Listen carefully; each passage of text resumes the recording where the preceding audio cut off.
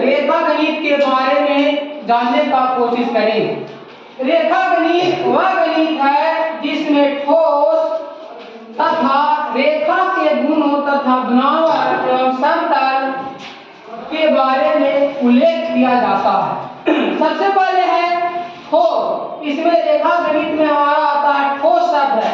ठोस का मतलब यह होता है जिसमें लंबाई भी होती है, चौड़ाई भी होती है और मोटाई भी होती है।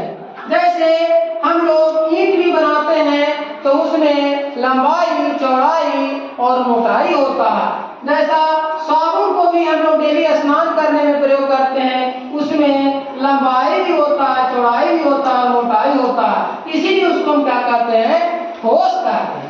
समतल के बारे में हमने उसमें लिखा है परिभाषा में समतल। समतल का मतलब होता है किसी भी समतल सतह पर जो तीनों बिंदु होता है, सभी बिंदु जो होता है उसमें एक ही सतह पर होता है।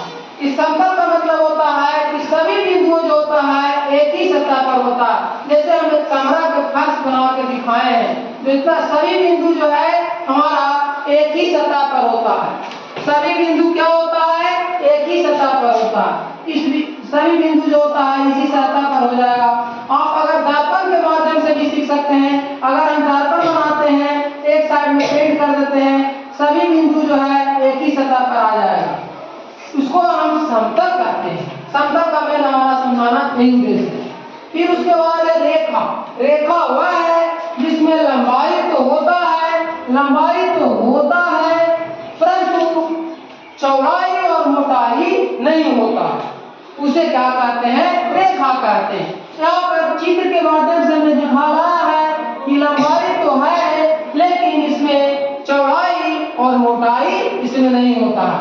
रेखा हमारा दो प्रकार का होता है, सरल रेखा और सीधी रेखा। सरल रेखा जो होता है सीधी रेखा में हमारा गमन करती है, और जो वक्र रेखा है हमारा हमेशा तिरछी, टेढ़ी मेढ़ी दिशा में क्या करता है, चला जाता है।